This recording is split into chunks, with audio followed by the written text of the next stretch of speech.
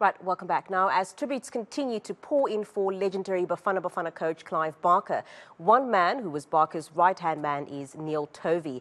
Tovey captained the national team during the Africa Cup of Nations success back in 1996.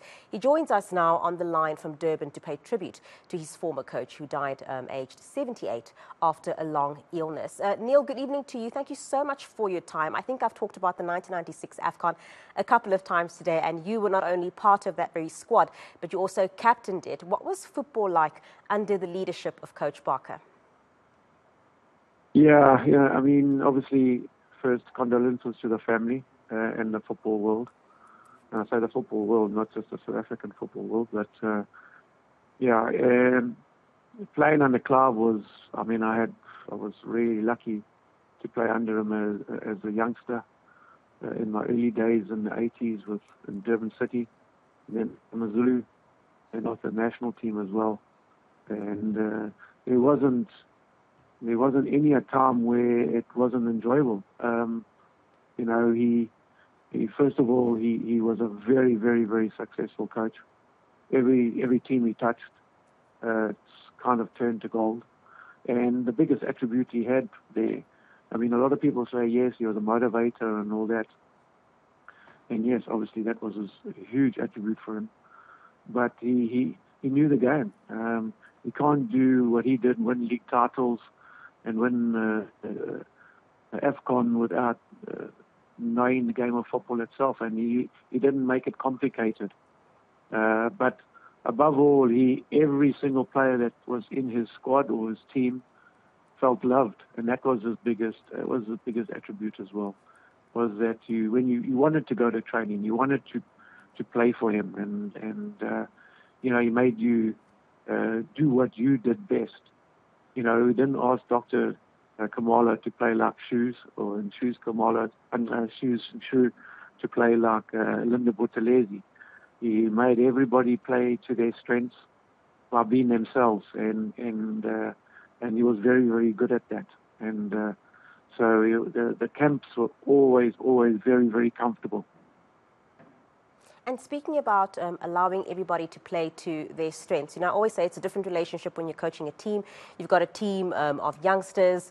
They early in their adult life, they're still trying to, figure things out. Some of them are still studying whilst they are playing sports. So it's a difficult thing. You're almost like their parent, actually, whilst their parents are not there. So what was that relationship between yourself and the coach, especially considering that, like I said earlier, you were his right-hand man? Yeah, as I said, I went back a long time with Clive. So when it was with the national team, I'd been at the national team from the start, from 1992, from the first game. So Clive kind of rode on. We had chats about, about thought processes and all that type of thing. And but he was a father figure for every single player in that squad.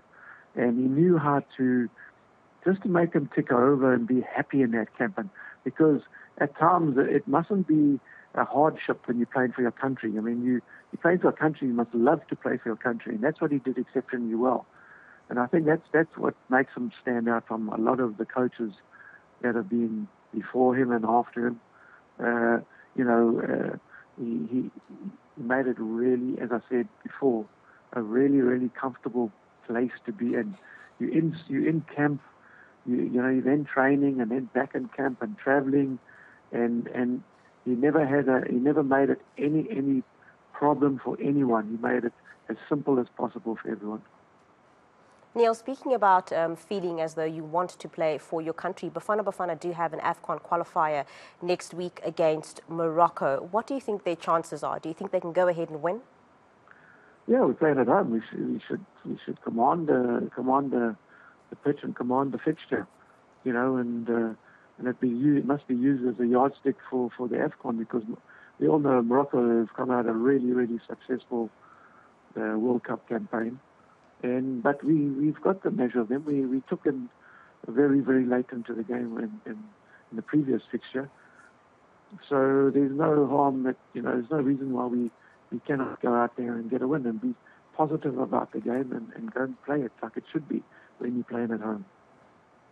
Definitely. Neil, very quickly before you go, I think not enough is being done in South Africa to celebrate, our football heroes. And Coach Barker is part of a rich football history in our country. I mean, you yourself, you're a legend. What do you think needs to be done by South Africa to ensure that, we document these things, we celebrate our legends? Yeah, a lot of them are documented, but, we need to, when they're alive, we need to celebrate them more. And I mean, Clive is, like you say, he's a legend. He's a legend in the field, Bafana Bafana won the AFCON once. They've won it once. And who knows when it'll happen again. And, he should be, there should be statues of him. There should be roads named after him. There should be more done for sporting heroes, because you've got to create these heroes. And you've got to create people that youngsters should look up to. And Clive is certainly a person that all the football youngsters and all the sporting youngsters should look up to. Definitely. Thank you so much for your time. We're going to have to leave it there for now. That's former Bafana Bafana captain and legend Neil Tovey.